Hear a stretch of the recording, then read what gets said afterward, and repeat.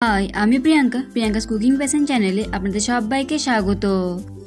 আজ আমি বানিয়ে দেখাবো রাতের বেঁচে যাওয়া বাসি রুটি দিয়ে দারুণ মজাদার একটি রেসিপি।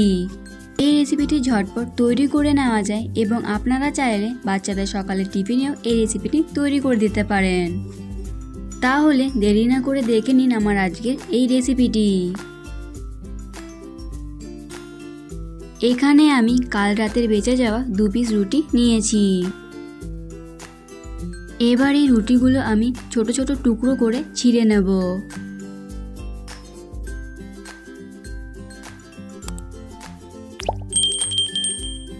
দুটো রুটি ছোট ছোট টুকরো করে ছিঁড়ে নিয়েছি।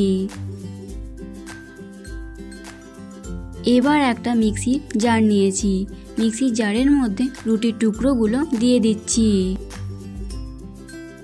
এবার এই রুটিগুলো গুঁড়ো করে নেব, তবে খুব বেশি মিহি করে গুঁড়ো করলে হবে না, একটু যাতে দানা দানা থাকে সেইভাবেই গুঁড়ো করে নিতে হবে।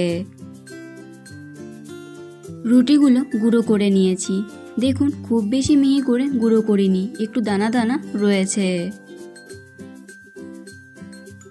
এবার কড়াইয়ে দিয়ে দিচ্ছি 2 চামচ সর্ষের তেল। আপনারা চাইলে রান্নাটা সাদা তেলেও করতে পারেন। তেল গরম হলে দিয়ে দিচ্ছি 1/2 চা চামচ কালো সর্ষে, 10-15টা কারি পাতা আর দিয়ে দিচ্ছি কিছু চীনাবাদাম।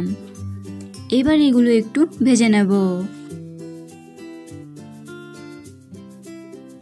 ভালোভাবে ভেজে নিয়েছি। এবার দিয়ে দিচ্ছি একটা পেঁয়াজ কুচি আর একটা কাঁচা লঙ্কা কুচি। পেঁয়াজগুলো একটু ভেজে নেব। আপনি যদি চ্যানেলে নতুন হয়ে থাকেন তাহলে এই ভিডিওটি দেখতে দেখতে আমার চ্যানেলটি সাবস্ক্রাইব করুন এবং পাশে থাকা বেল আইকনটি অন করে দিন আরও নতুন নতুন ভিডিওর আপডেট পাওয়ার জন্য। পেঁয়াজগুলো ভেজে নিয়েছি। এবার এর মধ্যে দিয়ে দিচ্ছি 1/2 চা চামচ ধনে গুঁড়ো, 1/2 চা চামচ লবণ, 1/2 চা চামচ হলুদ গুঁড়ো, 1/2 চা চামচ গরম মশলা গুঁড়ো, 1/2 চা চামচ আমচুর পাউডার আর দিয়ে দিচ্ছি সামান্য চিনি।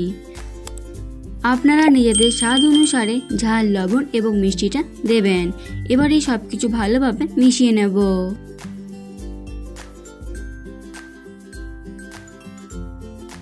সব কিছু ভালোভাবে মিশিয়ে নিয়েছি। এবার এর মধ্যে দিয়ে দিচ্ছি আগে থেকে গুঁড়ো করে রাখা রুটিগুলো। এবার রুটির সাথে সব কিছু ভালোভাবে মিশিয়ে নেব।